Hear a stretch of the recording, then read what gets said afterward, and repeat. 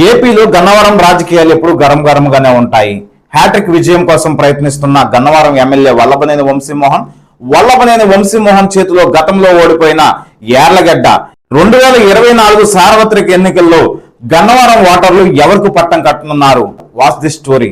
గన్నవరం రాజకీయాలు ఎప్పుడూ గరంగానే ఉంటాయి. 2024 సార్వత్రిక ఎన్నికల్లో వైసీపీ అభ్యర్థిగా 2 సార్లు గన్నవరం నియోజకవర్గం నుండి ఘన విజయం సాధించి నియోజకవర్గ ప్రజలకు తన సేవలు అందించిన డాక్టర్ వల్లభనేని వంశీమోహన్ టీడీపీ నుంచి 2019 ఎన్నికల్లో వైసీపీ తరపు నుంచి పోటీ చేసి ఓడిపోయి మరలా ఇప్పుడు టీడీపీ తరపు నుంచి ఎమ్మెల్యే అభ్యర్థిగా పోటీలో నిలబడిన యార్లగడ్డ వెంకట్రావు.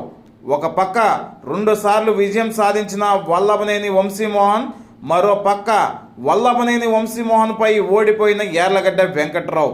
వీరి ఇద్దరు పోటీ గన్నవరంలో రసవత్తంగా మారింది. యార్లగడ్డ వెంకట్రావు టీడీపీలోకి వస్తే సింపతి ఓటుతో గెలుస్తారని, అందుకే ఆయన్ను టీడీపీలోకి వచ్చారని రాజకీయ విశ్లేషకులు చెప్పుకుంటున్నారు. అయితే ప్రస్తుత పరిణామాలు చూస్తుంటే యార్లగడ్డ వెంకట్రావు గత టీడీపీ వర్గాన్ని దూరంగా పెడుతున్నారని, కొత్తగా వైసీపీ పార్టీ నుంచి టీడీపీ పార్టీలో చేరిన వర్గానికి పెద్దపీట వేస్తున్నారని, ఆ విషయంలో పాత టీడీపీ వర్గం అసంతృప్తితో ఉన్నట్లు గుసగుసలు వినిపిస్తున్నాయి. అంతేకాకుండా ఎస్సీ వర్గానికి సంబంధించిన వ్యక్తులకు ప్రాధాన్యత ఇవ్వటం లేదని, వారిని చిన్న చూపు చూస్తున్నారంటూ రాజకీయ విశ్లేషకుల నుండి గుసగుసలు వినిపిస్తున్నాయి. యార్లగడ్డ వెంకట్రావు టీడీపీ బరిలోకి దిగితే విజయం సాధిస్తారని చెప్పుకున్న రాజకీయ విశ్లేషకులు నేడు ఈ పరిణామాలు చూస్తుంటే కష్టమే అని చెప్పుకోవాల్సి కూడా వస్తుందంటూ గుసగుసలు వినిపిస్తున్నాయి. అయితే గత 2 సార్లుగా విజయం సాధించిన MLA Vallabhaneni Vamsi Mohan YCP party నుంచి బరిలో నిలబడుతున్నారు.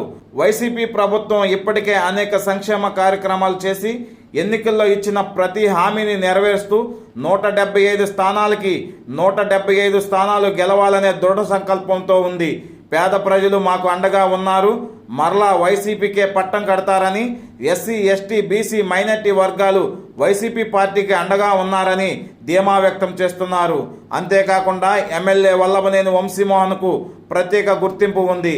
నియోజకవర్గంలో కులం మతం పార్టీ చూడకుండా ప్రతి ఒక్కరికి మేలు చేసే వ్యక్తి.